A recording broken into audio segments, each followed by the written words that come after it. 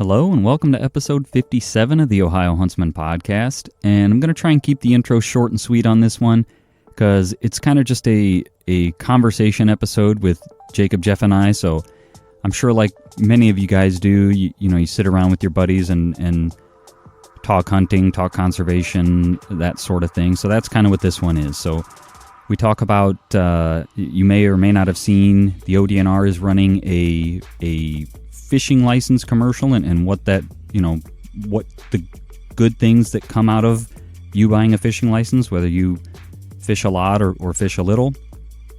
And then Jeff also went on a whitewater rafting trip in West Virginia, and some of the extra fees that they charge on there for conservation and that sort of thing, and just our thoughts around that. So it's just kind of a conversation episode, a sitting around kind of shooting the bull, pontificating on these sorts of things, much like I'm sure you guys do with you and your buddies or your brothers or whatever the case may be. So that's what the episode is. We'll get into that in just a second. First, I want to talk about our sponsor, Mastin's Deer Scent. So Mastin's is a high-quality scent product. Like you've heard me say in the past, they collect their scent on stainless steel. A lot of other companies are collecting on concrete, and you can get off scents, flavors, if you will, from concrete. The other thing that's really nice about Mastin's is it's a premium product, but it's actually cheaper. So Tinks, everybody knows Tinks, right? Tinks number 69, Doe and Rut. A 4-ounce bottle from Cabela's is $24.99. A 4-ounce bottle of full estrus scent from Mastin's is $12.50. So it's a premium product, it's cheaper, and it helps support the podcast. So what could be better, right? So check them out. If you're interested, if you use scents, if you want to try some scent this season, check them out. Get ready to hunt with Mastin's. There'll be a link in the description for their website, which is www.mastinsdeerscents.com. And now, let's get into the episode. Welcome to the Ohio Huntsman Podcast, where three brothers, Jason, Jacob, and Jeff, discuss all things hunting in Ohio. Our goal is to be your source for accurate and reliable hunting news and conservation issues in the great state of Ohio, as well as some fun and interesting conversations along the way. This is the Ohio Huntsman Podcast. Are you listening? So to get on topic here. Yes. Have you guys seen these commercials that the ODNR has for buy a fishing license? Have you seen them? I almost never watch TV, so no. We go days without turning our TV on, so I'm kind of the wrong guy unless they're showing them on YouTube. But yeah, I haven't seen them on YouTube. They might be showing them on YouTube. I think I've seen them, but I can't picture the exact commercial. Yeah, I don't know.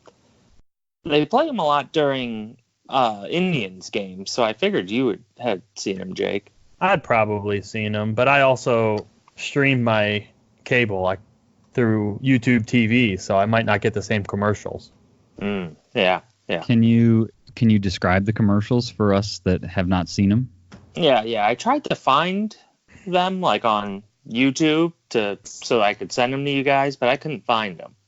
But they basically just talk about, buy a fishing license. This is all the great things, that buying a fishing license does.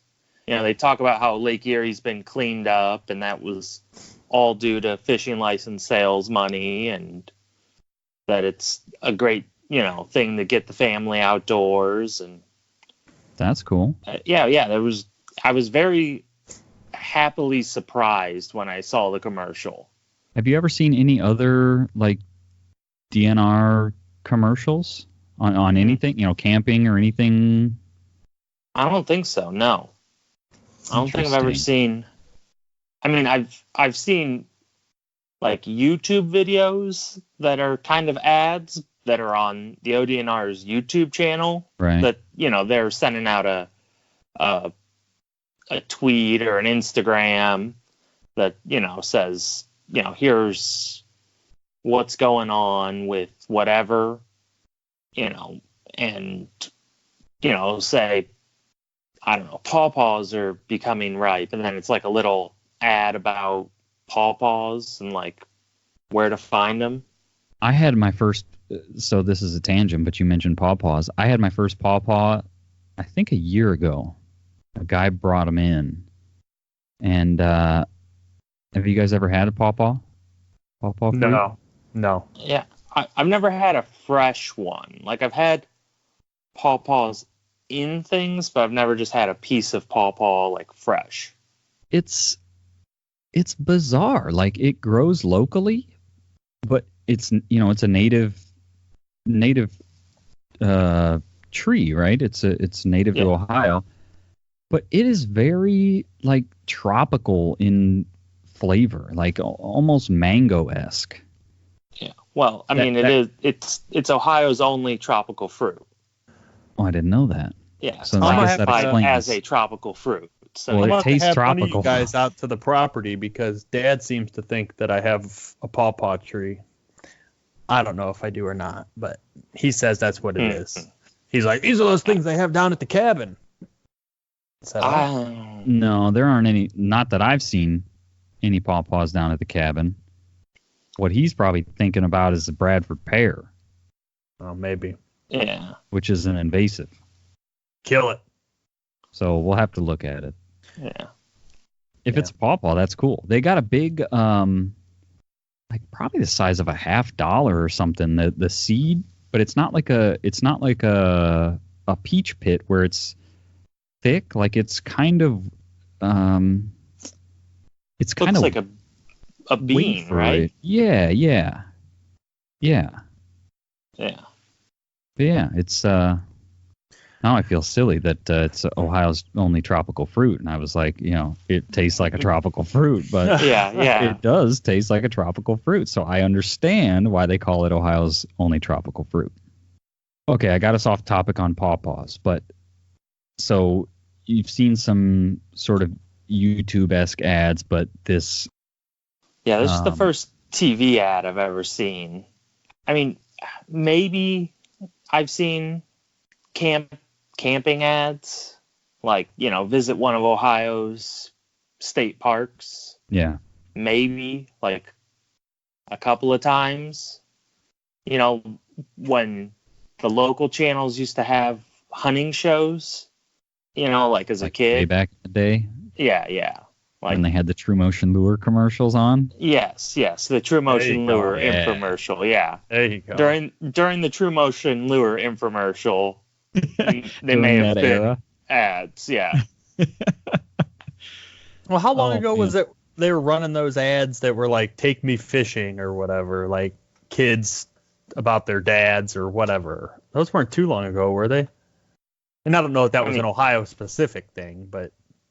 I sort of feel like that was a Michigan. 10 years ago. Wasn't that a Michigan thing, though? Either Michigan's... way, so either way, though, my argument is why, that's kind of what I was thinking, though, like, that you see these pure Michigan ads, like, why doesn't Ohio run? I mean, Ohio has good picturesque wildlife, just like Michigan does. I mean, I was just in Michigan on a vacation, over on the west side of the state, and it's beautiful over there, don't get me wrong, but there's parts of Ohio that resemble that. Well, I think they might run those ads in Michigan, and Michigan runs those ads in Ohio.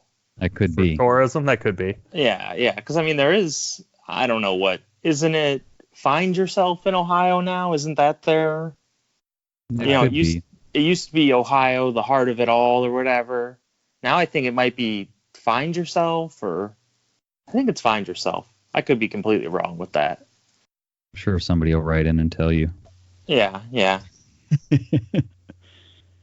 So it's fishing, get a fishing license, all the good. Do they talk about like Dingle Johnson and the funding that comes out of that?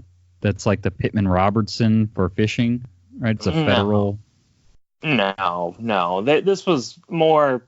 I mean, it kind of led you to like, buy a fishing license even if you're not going to fish because of all the good things it does. I see.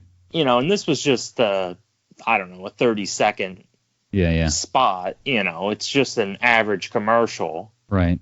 But it kind of blew me away. You know, I mean, I was pleasantly surprised to see that. Yeah. So I wonder if they're gonna do something similar with hunting licenses. Yeah, I mean, the hunting license does the same thing, but for, you know, your wildlife, your I don't know, your four-legged wildlife, your game birds, your, you know, that sort of stuff. Yeah, I'd sure like to see that, but I kind of doubt it as well. I mean, because hunting's a little more contentious. Yeah, and I don't really necessarily know why, but if you think as kids, I mean, like in middle school, we had that Get Hooked on Fishing, Not on Drugs. Yeah. Which was sponsored by the ODNR, but they didn't, you know, they didn't do anything with hunting. Right. You know, and fishing, they do a lot to, you know, for youth and fishing. You know, there's a lot of the park districts have youth fishing ponds that are sponsored or helped paid for by the ODNR. Yeah. So I'll give the ODNR one for free. Here, this is what it can be. It can be shoot deer, not heroin. I think I'm onto something. Yeah. Okay. Yeah, maybe. I don't know what kind of public perception you'd get out of that, but cook maybe. Wild game, not meth. Right. We're onto something here. Yeah. This is the reality of it. Oh, okay. I like this brainstorming session here. We need to definitely write these down and send them to the ODNR. There you go. Maybe we need to trademark them first. Yeah. But I mean, I would love to see. That's encouraging, I guess. Even if it is just fishing, I mean, buying a fishing license, it does a lot of good for our waterways here in Ohio, Lake Erie, you know, our fish species, which, you know, affects some of your bird species and things. So it's all good. I would love to see more of that public-facing promotion to change the perception of the non-hunting public of the hunters in their community. I think we as hunters can do a better job of that, but I would love to see the Division of Wildlife and the DNR sort of have our backs on that. Not that they don't have our backs, but they've kind of been quiet, right? I mean, I think I've mentioned this before. I've talked to people in the past, you know, that I've worked with that didn't grow up hunting, that don't have family that hunt, and they didn't even realize that there are game laws that, you know, there's a season where you can hunt deer. You know, they just thought you just went out and shot a deer whenever you wanted, right? And so sort of highlighting the good that the hunting community does, because unfortunately the only exposure that a lot of the non-hunting public has, or the only image of hunting that the non-hunting public has, is of the stories that make the news cycle, which are, poaching ring broken up, or man caught, you know, in some sort of getting in trouble. Hunter shot during deer season. Yes.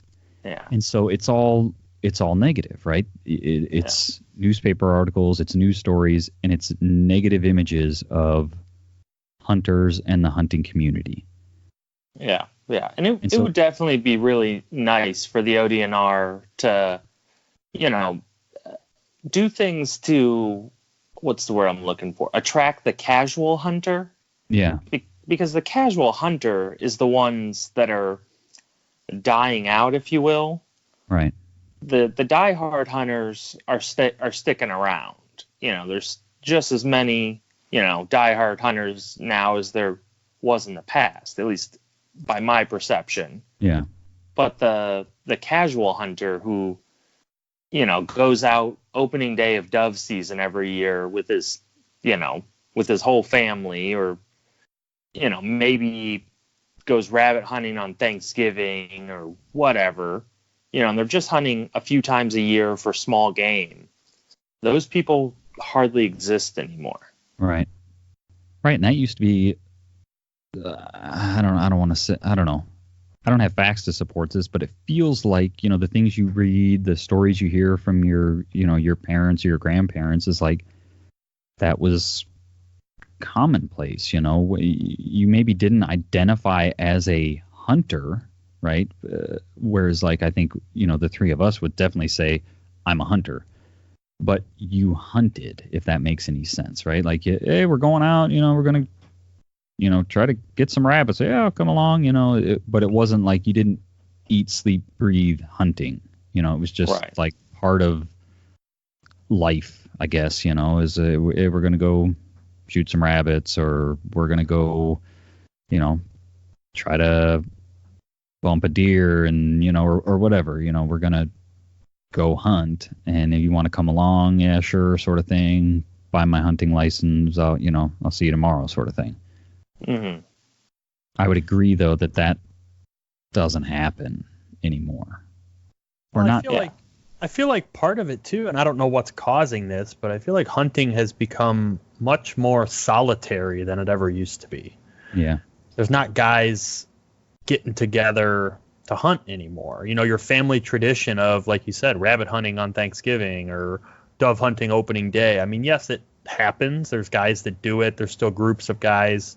Probably more in the waterfowl world, the duck hunting and whatever.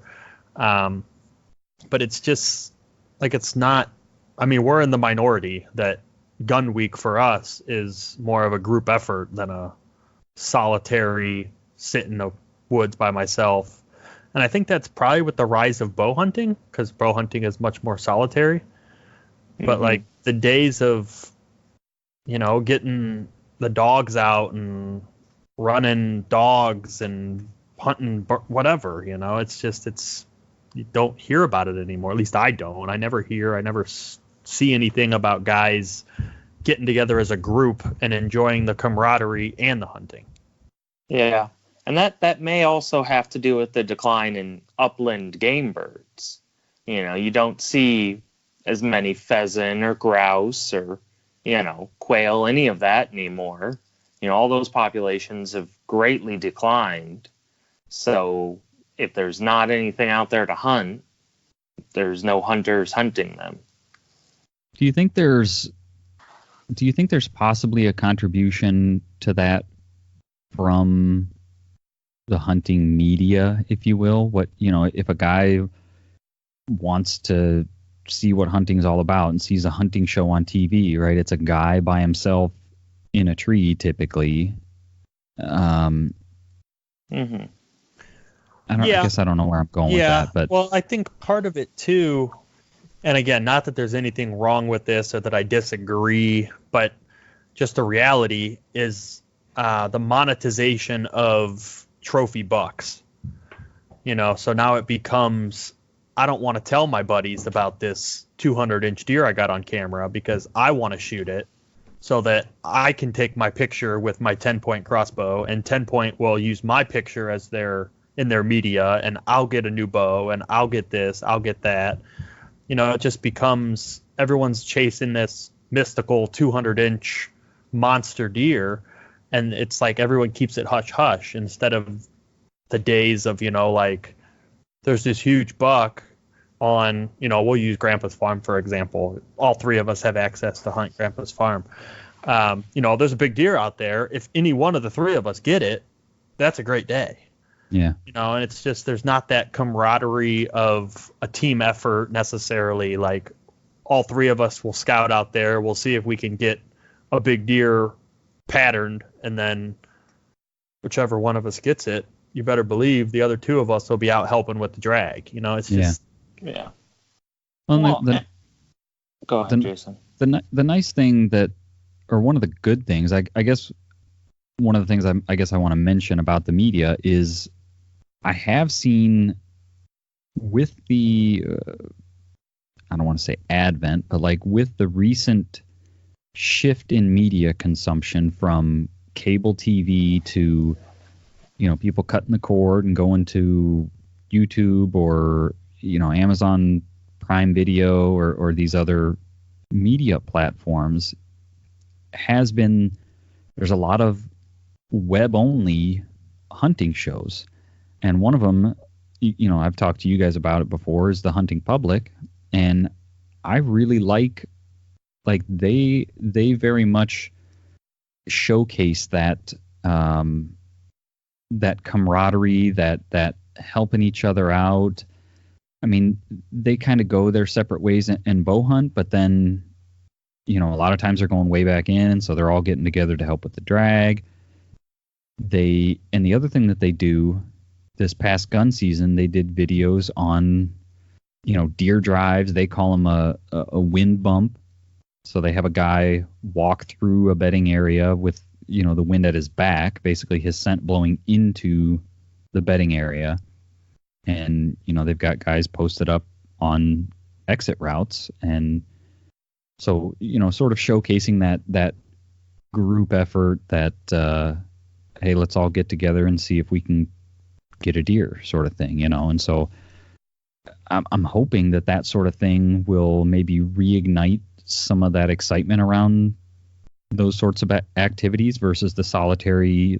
Jake, like you said, I don't want to tell anybody about this deer because somebody might come steal it or, shoot it out for money. I mean, there's tons of memes about like, oh, I just saw one, when you get a text from your buddy saying he's hunting your stand and it's a rally car, like tearing down the road, catching air, power sliding, and so there's like this, what's the word? I don't know. Greed. Competitive atmosphere. Yes. Yeah. Which is, is all good. There's nothing wrong with it, but there has seemed to be this shift to more of a solitary hush, keep things secret. And, right or wrong, I don't know, I'm sure we'll be able to look back in, some number of years and say, oh yeah, that was maybe not so good, or maybe it'll be no big deal. I don't know. But yeah, it's definitely interesting. Hey, I want to pause here for a quick second to talk about our sponsor, Monster Whitetail Grub. So Monster Whitetail Grub is an Ohio-based deer feed company, and we just really like the product. We've had really good success with it. It's their sort of premier product is their Monster Whitetail Grub feed. So it's a high protein feed. It's got mineral mixed in, and we've just had really, really good luck with it. They've also got flavored corn as well as just a straight mineral. So anything you could be looking for when it comes to deer feed or deer supplements, check them out. There'll be a link in the description to their Facebook page, and reach out to them and try some of their stuff. And now, back to the episode. So, jumping back to the hunting public thing, did you see that video they put out last year of the big deer drive they were doing in the marsh, where the one, he was an older dude, was up, they put a ladder out in a marshy area, and this guy was sitting on top of it. Yeah. That was wild. Yeah. That was crazy. I thought that, you start shooting and fall off that ladder. I think that was what's his name? From the Hunting Beast, I think. The Hunting Beast for Dan Infault or something, I think. I don't know. But I saw that. And it was he was wearing an orange jack-o'-lantern sweatshirt. Do you remember that? Yes. Yeah. So I think that's Dan Infault. He runs a forum and a YouTube channel called The Hunting Beast. And I guess that's, that was around where he lives, I think. And the way they made it sound was it was like this guy's backyard, basically. Yeah, but I think that's standard practice for them. They, bring the ladder because you got to get up above all that marsh grass and cattails and stuff, and there's no trees. And yeah, I thought the same thing though. I was like, wow, that's carrying a ladder out there. That's interesting. And I mean, who's the guy who thought of that the first time? Like, oh, we're doing this deer drive. And, they're running through that grass and I can't see them. And someone got the genius idea, oh, hey, I'm going to bring a ladder and, set that up in the middle of this grass. Yeah. Well, I think that's the one thing that I like about, like you said, the hunting public is they kind of take your conventional wisdom or your traditional hunting and they kind of turn it on their head.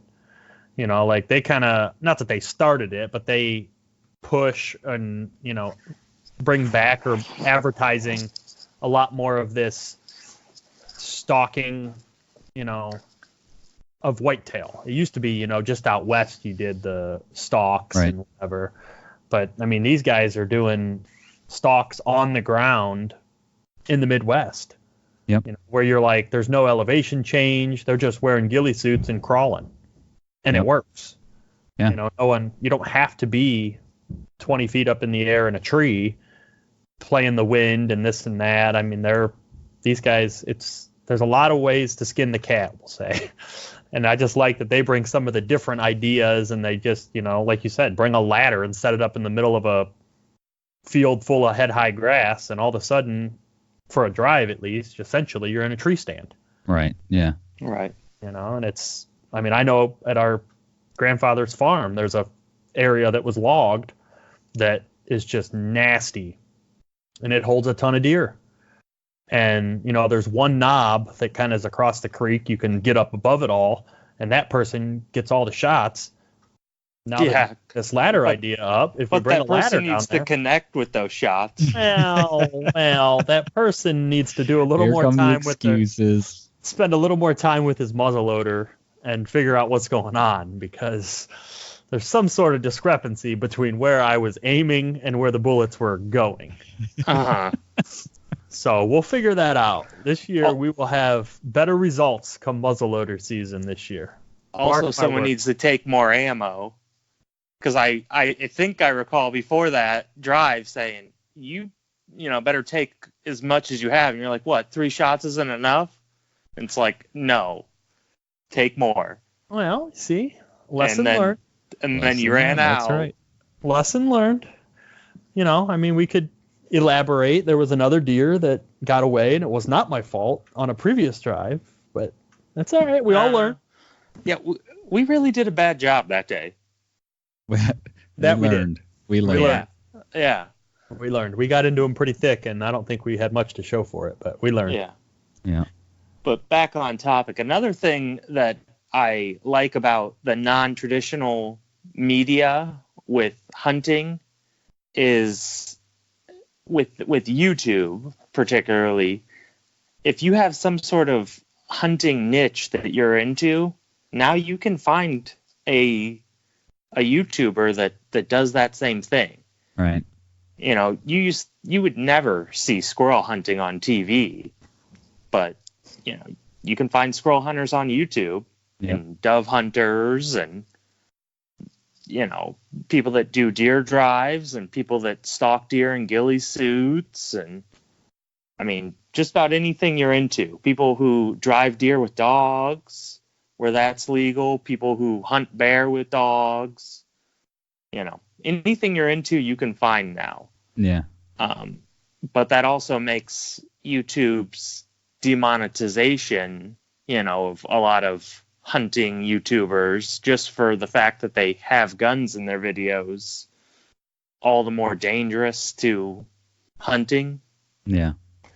Because, we're, as a population, we're kind of losing the basic small game, a lot of, all kinds of hunting skills, just because, we're running out of people that do a lot of these different unique types of hunting. Yeah. Do you guys know? I mean, that sort of brings up an interesting thing, right? Do you guys know? I mean, I know there's nothing as big as YouTube, but are there other video platforms that are more lenient with the type of content that they upload, that you're allowed to upload? Yes, there is. And a lot of hunting people have went to them, but they're also a lot lenient on the other content. Their primary market is not very savory. I don't want to direct people to these sites because their primary markets are not very savory, if you are catching my drift. Yeah. So that's the only places I know of, though. Okay. Well, maybe we need somebody. I don't know. Maybe we need somebody to. The hard thing is making it. Yeah. Allowing hunting content without allowing that sort of like you said, that sort of unsavory or. Yeah. I think Mossy Oak maybe is also trying to come out with a YouTube for hunting. Like a Mo TV or something like that. Have you seen that? Yeah. I think that's something they're trying to launch, and I don't know exactly how it works. I think right now all those people are getting, they're more big name hunters, but I think the idea is eventually to kind of open the platform up a little bit more. And can users, because the Drury team came out with Deercast, and there's I've not played around with it, but I've heard some podcasts where they've talked about it, and it seems like there's where users can submit videos, and because they've talked about seeing videos or maybe it's just photos, I don't know, but maybe it would be nice, maybe it's a Mossy Oak, maybe it's somebody like the Drury's or something where they can where you can go for that kind of content, free upload, that isn't afraid or restrictive on gun content or hunting content or that sort of thing. But yeah. So Jeff, I think you said you had another topic you wanted to cover in this one. Yeah. I just this past weekend, over the Labor Day weekend, I went down to West Virginia for a wedding, and we went whitewater rafting. And one thing that West Virginia does that I don't believe Ohio does, that I found was really cool, was in whitewater rafting, like part of my bill worked into the charge. The advertised price was a $3 resource fee, which is just $3 that goes to the state's Department of Natural Resources. So you asked them about that, or how did you know? So I'm assuming it just showed up as a line item as a resource fee, right? Yeah, it showed up as a line item on my bill as a resource fee, but I knew that the bill wasn't anything extra. So it, while you're on the river, you have some time to talk to your guide.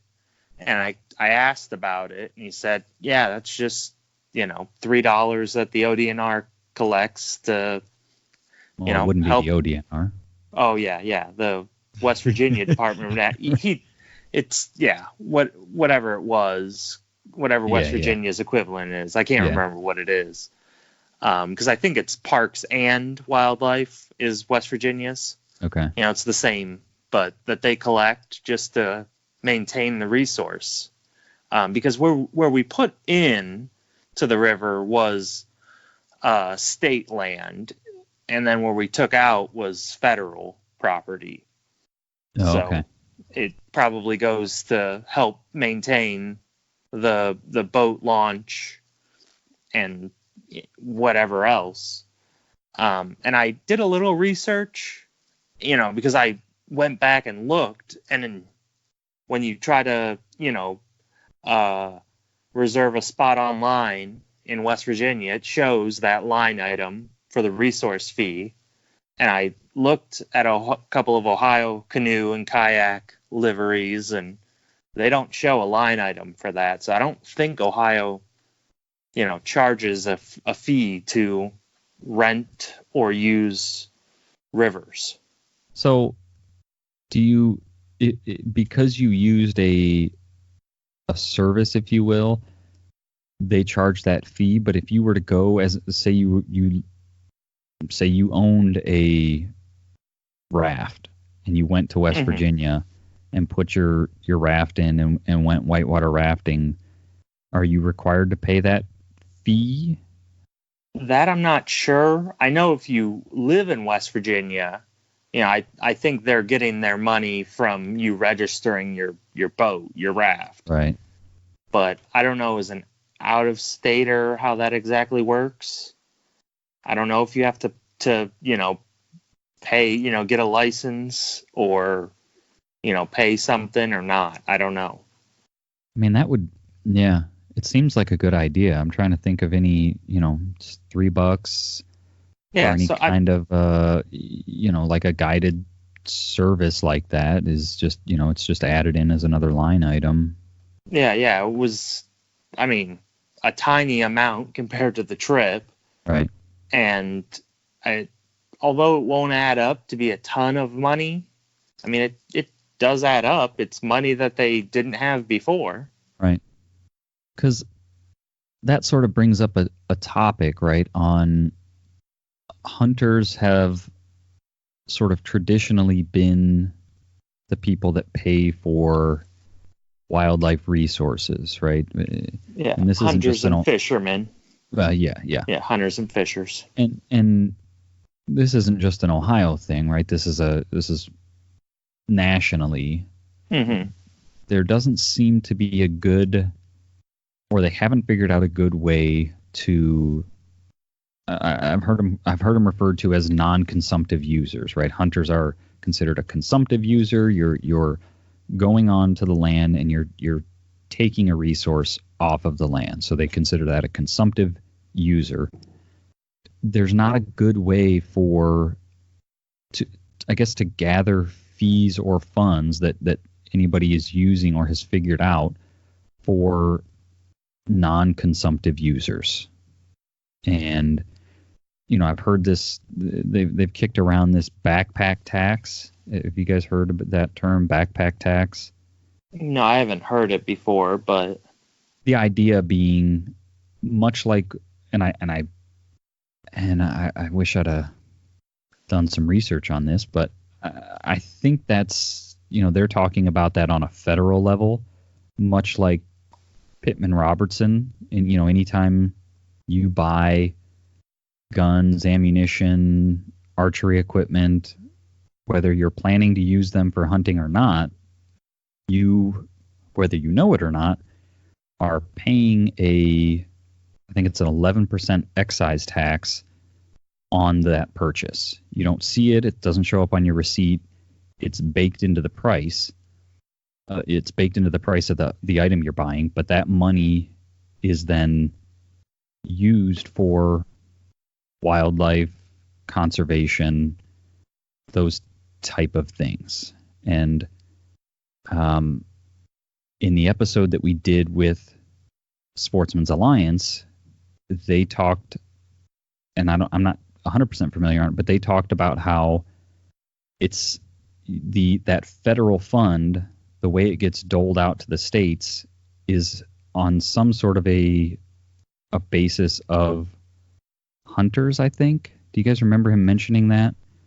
yes, And he said, yeah, we're getting our full percentage at the moment. right. Yeah. And so the idea of a backpack tax is to try to get some funding from, as the hunting numbers continue to go down, we're losing that revenue, both locally on a state level and nationally on a federal level. So as hunting numbers go down, how do they bolster that fund to continue to be able to support wildlife in this country and support conservation? So they've kicked around this backpack tax where they would do something like a Pittman Robertson on the hunting and archery side, or Dingle Johnson on the fishing side, where they would tax backpacks per se, and that money would then go, because the idea being you're going to buy a backpack, you're going to go camping, you're going to go hiking, you're going to go bird watching, and maybe have a backpack to put your binoculars in, your lunch, whatever. Maybe you're going to go mountain biking and you're going to put a backpack on because you're going to stop somewhere and have lunch or a snack or whatever. But you're going to be using you're going to be recreating outdoors and participating in the resource, but not paying to do so. And so the idea of the backpack tax is, put some money into the pot. And I think the arguments against that are not everybody that is buying a backpack is going outside with it, right? Some kids are just buying a backpack. You got low income people that they're going to pay more for a backpack now to send their kid to school because of this tax. And, so that's some of the arguments, I guess, against it. I think it would be nice. I think it would be interesting. Yeah. And it's, in my opinion, it's better than what the National Park Service is doing to raise revenues with, some of their more popular parks. There's an entrance fee. And for me, that a little bit seems wrong because I feel it discourages people from getting outside. Yeah. When you're paying that up front, I'm paying, whatever amount of money, $15, it's kind of can discourage people from participating. Yeah.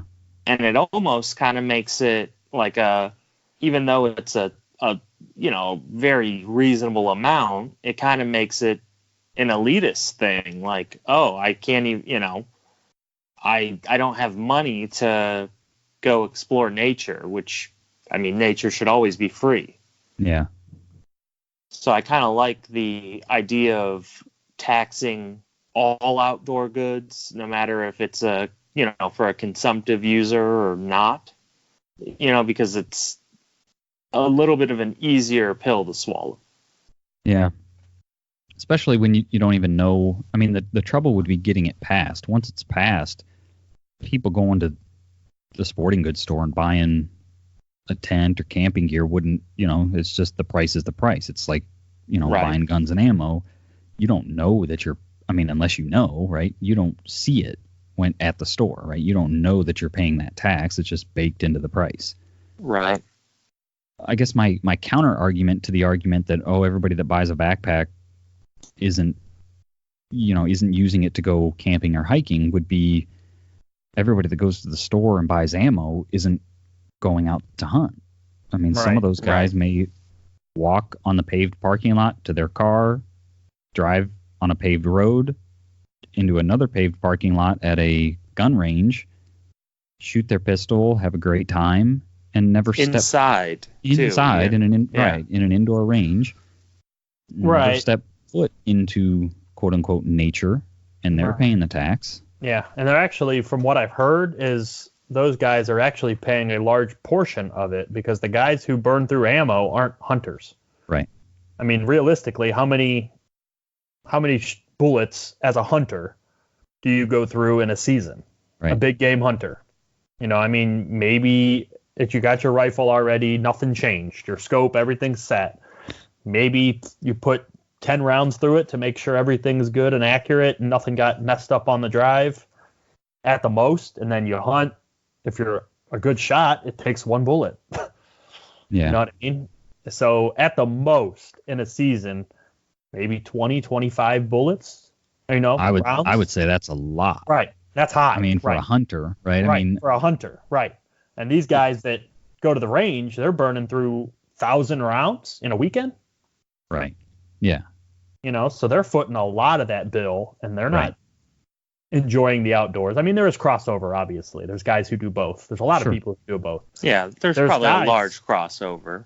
But there's a large portion of people, though, too, that are just range guys. Yep. They're range junkies. That's what they do. Right.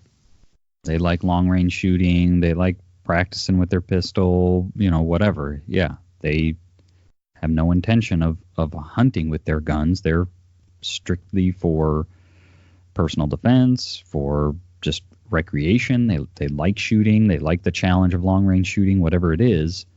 Yeah, and they have no intention of buying ammo to hunt with. Right. So I think that argument, like you said, I think that the whole I don't intend to use it in the outdoors. I mean, I don't know. Maybe they make some stipulation where if it's got over 2 pockets or something, it qualifies to keep the kids' backpacks out of it. If that's really an argument, I don't know.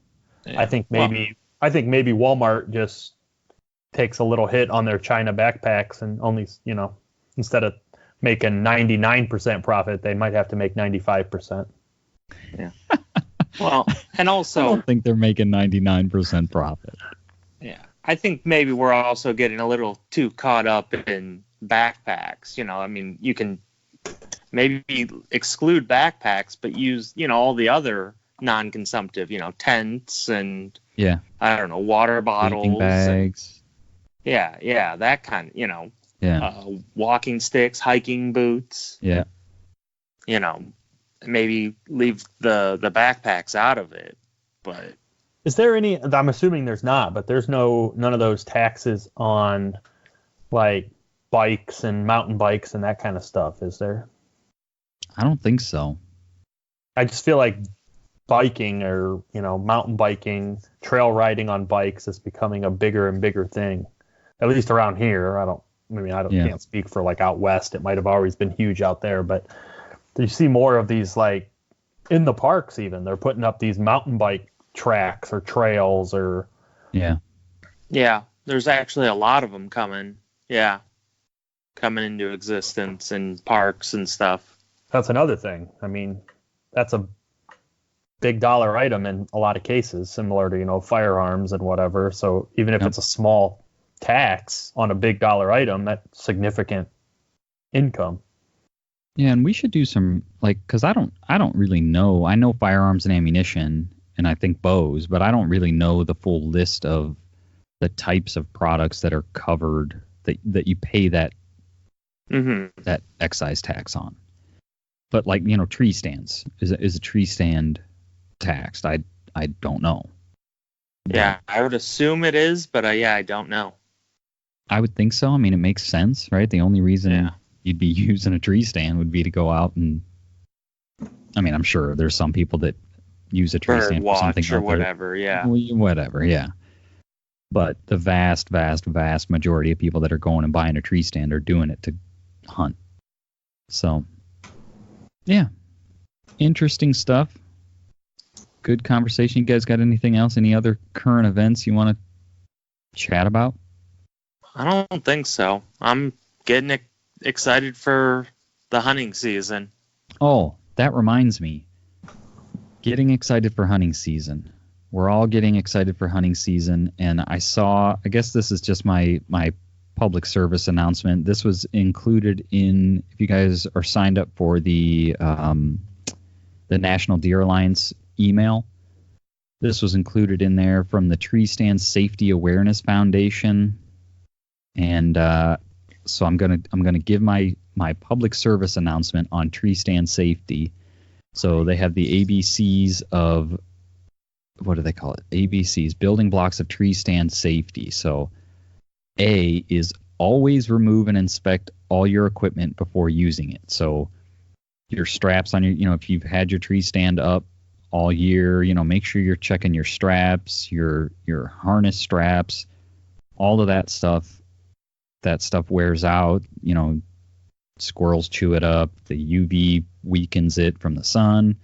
Check that stuff. They say 35% of falls involved inspection elements. So I'm thinking, your cables, your straps, that sort of thing. Then we get into the big ones where most of the fall incidents happen. So B is buckle your harness securely. So make sure you're wearing a safety harness and make sure it's buckled and you're wearing it properly. It says 86% of fall victims didn't wear a harness. So that's a lot. Make sure you're wearing a safety harness if you're going to hunt out of a tree stand.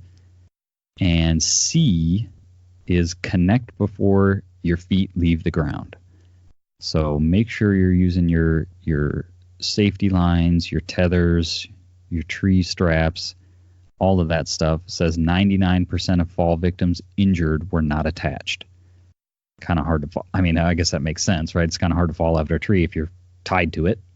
I guess a rope could break or something, but so I guess I just wanted to mention in this sort of a round table sort of BS session, I just wanted to mention that as we're getting real close to deer season, make sure you're being safe out there. Check your stuff, check your straps. You don't want to fall out of a tree. I'm not saying Jacob has the most experience with falling out of trees, but you don't want to do it. Unrelated to hunting, but yes, I have fallen out of a tree. Yes, as kids. But, who hasn't fallen out of a tree or two? But as a grown-up, it hurts more. And you got families relying on you. Maybe you got kids relying on you. So be safe out there. Have fun. And keep listening to the Ohio Huntsman podcast. All right, guys. Nothing else? We're good? Good. Yeah, I'm All good. Right. Good talk, good conversation, and good luck, everybody. And there you have it. While I've got you here, just a few things. As always, check out what's going on over at our website at ohiohuntsman.com. We're always posting articles over there, and all the episodes are there to listen to. You can also, of course, if you're listening to the episode, you found a way to listen to it, but you can listen to it on any of the major podcast channels, Apple Podcast, Google Play, Spotify, iHeartRadio, anything like that. You can find us there. You can even ask Alexa to play the Ohio Huntsman podcast, and she should play it. I think you have to have the tune-in skill on Alexa. And we can also buy our merch there. So we've got our Eat Local shirts. We've got our home and Ohio Huntsman decals there, which are good for, the back window of your truck. They're good for your Yeti mug. They're good for your laptop. They work on all of that. And I'm, of course, a little biased, but I think they look really, really good. So you can find that at the website as well. Follow us on social, Ohio Huntsman on Facebook, Ohio Huntsman _podcast on Instagram. Check us out there. We're always posting interesting stuff, sharing stuff in our Instagram stories, that kind of thing. And sign up for our email news list. That way, because I don't know if you know or not, but Facebook and Instagram, they don't show you everything that you want to see sometimes, right? You followed us, but you're probably not seeing all of our content. If you get on the email newsletter, then you're sure to get new episode updates and any kind of new merch that's available, that kind of thing. So if you get on our email news list, there's a link to that in the description as well. And that way you can stay up to date with everything. And as always, thanks for listening.